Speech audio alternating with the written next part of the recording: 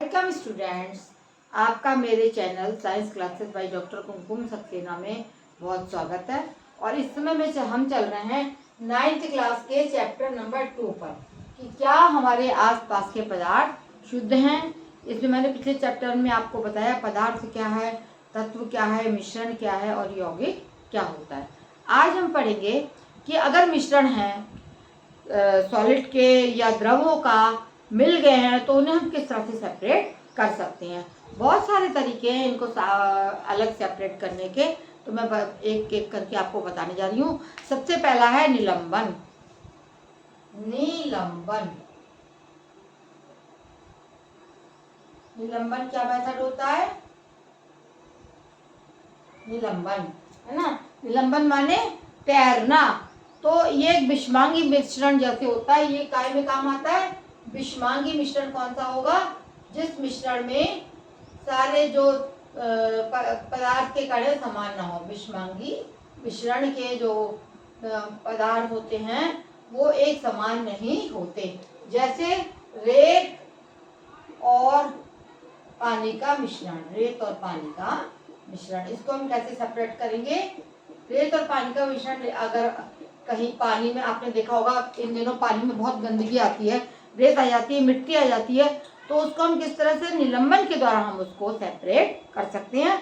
उस पानी और रेत के मिश्रण को थोड़ी देर के लिए हम बाल्टी में या किसी टब में ऐसे ही छोड़ देंगे, तो थोड़ी देर बाद हम देखते हैं क्या होगा कि जो रेत है या मिट्टी है वो नीचे बैठ जाएगी और ऊपर का पानी साफ आ जाएगा। उसे हम छन्नी के द्वारा या किसी तरीके से ऐसे ही निलंबन कर लेंगे, छन्नी नहीं भी लगाएंगे, ऊपर से इसको ऐसे करके सरका के हम लौट लेंगे, तो ऊपर का पानी हमारा कैसा होगा? वो साफ होगा और निलंबन के तरीके से जो गंदगी मिट्टी रेत वाली होगी वो नीचे बैठ जाएगी। दूसरा है कोलाइट। कोलाइट्स क्या होते हैं? कोलाइट, कोलाइट जैसे आप नाम से समझ रहे हैं कि कोलाइट क्या चीज है कि वो विलयन जिसमें कणों का आकार, वो विलयन कोलाइट क्या होता है? वह विलयन जिसमें कणों का आकार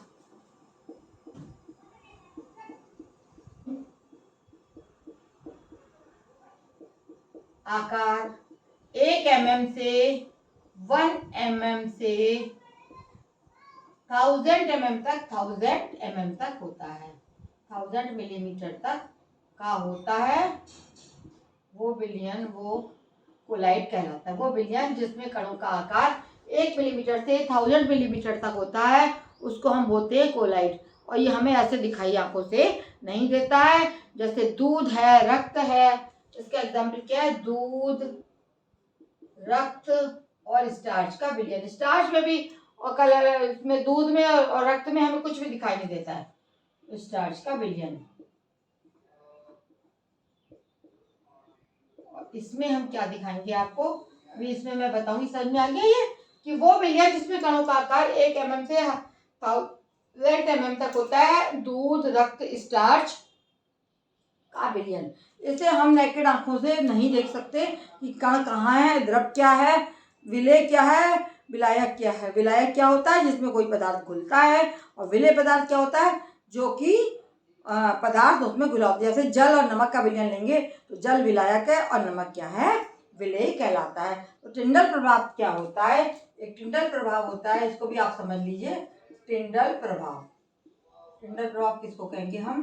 कि यदि प्रकाश जो है यदि आ रहा है तो कोलाइट कणों द्वारा प्रकाश की किरणों उसमें अगर डालेंगे हम तो कोलाइट जो फैल जाते हैं। प्रकाश की किरणों द्वारा,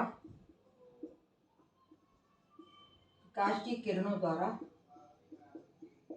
कोलाइट कौन सा सॉल्यूशन हो अभी आपको बताया मैंने, जिसके में कण जो है 1 mm से 1000 mm तक होंगे, लेकिन वो हमें दिखाई नहीं देंगे। तो प्रकाश की किरणों द्वारा को फैलाना, प्रकाश की किरणों का कोलाइट द्वारा, कोलाइट सॉल्यूशन में अगर प्रकाश की किरणें डालेंगे तो वो फैल जाएंगी। कोलाइट द्वारा, कोलाइट विलयन द्वारा फैलाना, कोलाइट का जो विलयन होगा उसमें प्रकाश की किरण डालेंगे तो फैल जाएंगे। कोलाइट विलयन द्वारा फैलना कहलाता है टिंडल का प्रभाव। ठीक है, और इस तरीके से इसको कहते हैं हम कोलाइट। तो प्रकाश की किरणों से भी ये अलग दिखाई देने लग जाते हैं। प्रकाश की किरणें पास करके उनको देखा जा सकता है। अगला है हमारा बाष्पीकरण। ये किस में काम आता है? बाष्पीकरण, यानी दो द्रव अगर घुल गए हैं, बाष्पीकरण की विधि क्या है? बाष्पीकरण की विधि है पानी का भाप बन के उड़ना।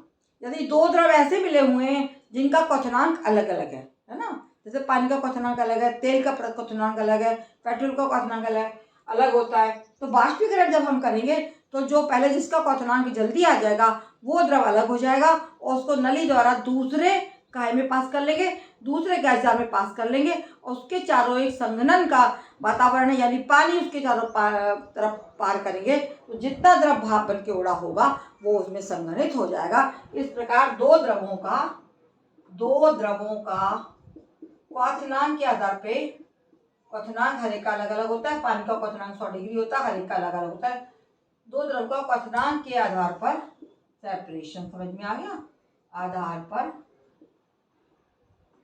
अलग करना, उनको उबलने रख देंगे और जिसका क्वथनांक पहले आ जाएगा वो द्रव पहले उबल जाएगा, उसको अलग नली में पास करके और उसको दूसरे गैस जार में संघनित कर लेंगे, दूसरे जार में संघनित कर लेंगे और इकट्ठा कर लेंगे और उसके चारों तरफ आप जब हम वाटर पानी द्वारा पानी को, ठंडे पानी को डालेंगे उसके चारों ओर, तो क्या होगा?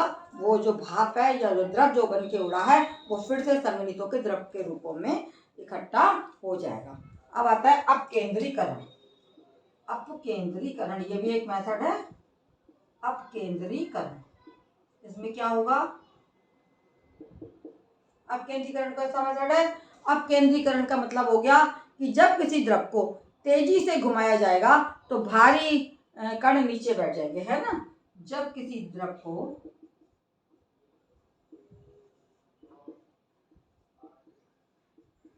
तेजी से घुमाते हैं, तेजी से घुमाया जाता है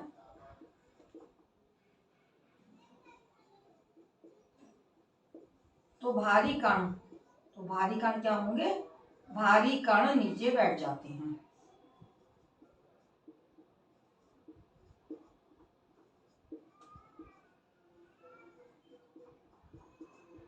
ये काय में ओर्स जो होती हैं, ओर्स को जब हम अलग करते हैं तो झाग प्लवन विधि अपकेंद्रीकरण के द्वारा उनको खूब तेजी से उसको जो गंदगी है घुमाई जाएगी तो गंदगी नीचे बैठ जाएगी, ऊपर जो है झाग के रूप में ओर जो है ऊपर तैरना शुरू कर देती है। नेक्स्ट है ऊर्ध्वपातन विधि। ऊर्ध्वपातन आप जैसा जानते हैं, आपको बताया भी मैंने कि ठोस का सीधे भाप बनना, ठोस का सीधे भाप बनना ऊर्ध्वपातन कहलाता है। ये कैसे होगा कि एक द्रव जो है वो उसका वाय जो है वो जल्दी कम टेम्परेचर पर उड़ जाएगा और दूसरा जो है वो अधिक टेम्परेचर पर उड़ेगा, तो इस विधि को हम कहते हैं ऊर्ध्वपातन विधि।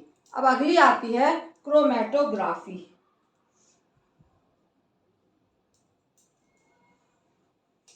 इस प्रकार से ठोस को सीधे भाप बनता है तो दो ठोसों को हम इस ऊर्ध्वपातन विधि के द्वारा, एक पहले जल्दी किसका ताप अलग ताप पर ऊर्ध्वपातन हो रहा है तो वो सेपरेट हो जाएगा और दूसरा जो वो नीचे रह जाएगा।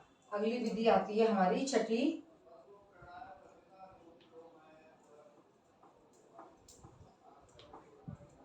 छठा हम अब आपको बताने जा रहे हैं वो है, इस सबको नोट कर लीजिए और छोटी छोटी विधियां जिनको आपको समझना चाहिए। छठा है आपका क्रोमेटोग्राफी।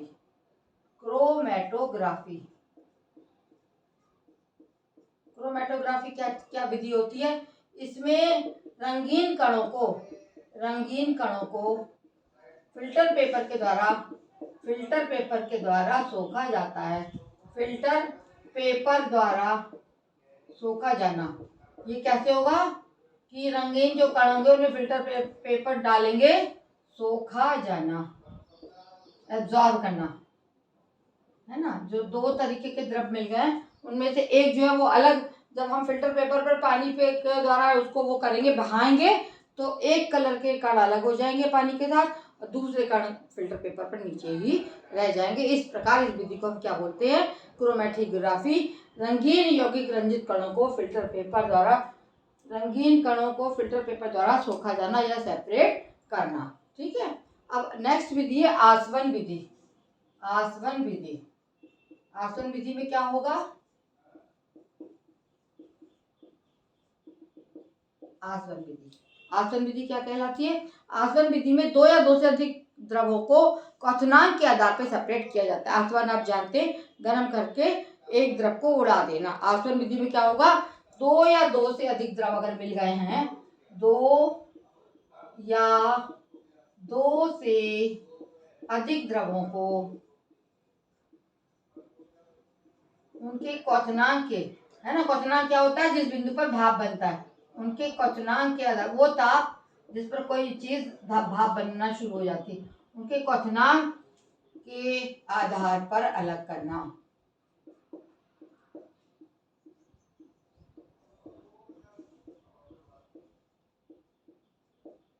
ठीक है। आसवन डिस्टिलेशन, है ना, ये बड़े बड़े डिस्टिलेशन जार होते हैं, उनमें करा जाता है, द्रवों को भर लिया जाता है, 3-4 उसमें द्रव होते हैं, तो उनको हम डिस्टिलेशन करते जाएंगे, गर्म करते जाएंगे। तो ये विधि ज़्यादातर पेट्रोलियम जो होती है, पेट्रोलियम नीचे से निकाली जाती है, तो उसमें काम आती है। हर एक का क्वथनांक अलग होता है, तो हर द्रव जो है अपने क्वथनांक पे अलग क्वथनांक उनका पॉइंट आ जाएगा, तो वो उड़ के भाप बन के उड़ जाएंगे। तो ये कहलाती है विधि डिस्टिलेशन। दो या दो से अधिक द्रवों को यदि मिल गए हैं तो उनको आसवन विधि के द्वारा हम अलग कर सकते हैं। लास्ट है क्रिस्टलीकरण। ये है क्रिस्टलीकरण।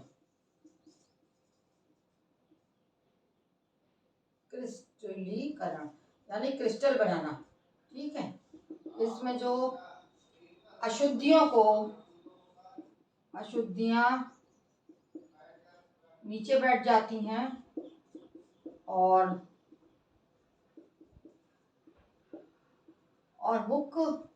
मुख्य पदार्थ के क्रिस्टल बना लिए जाते हैं। मुख्य पदार्थ जो में सेपरेट करना, मुख्य पदार्थ के क्रिस्टल बना लिए जाते हैं। क्रिस्टल बनाकर हम सेपरेट कर सकते हैं, बनाकर अलग करना। ये सारी विधियां मैंने आपको बताई, किस तरीके से कौन कौन से उपाय अपनाकर हम जो है दो द्रव है या सॉलिड लिक्विड है, उसको किस तरह से अलग कर सकते हैं। बच्चों, आपको मेरे चैप्टर अच्छे लगते हों तो बच्चों सब्सक्राइब करना मत भूलिए। जो सब्सक्राइब कर चुका है वो दोबारा सब्सक्राइब नहीं करेगा, जिसने नहीं किया है वो सब्सक्राइब करेगा और शेयर करेगा, कमेंट करेगा, और आगे जो भी आपके समझ में नहीं आ रहा है आप मुझसे कहेंगे तो मैं आपको अवश्य पढ़ाऊँगी। लाइक करना ना भूलें, कमेंट करना ना भूलें, और यदि सब्सक्राइब नहीं किया तो सब्सक्राइब करना ना भूलें। आप इसी तरह से आपको मेरे चैप्टर्स मिलते रहेंगे। धन्यवाद।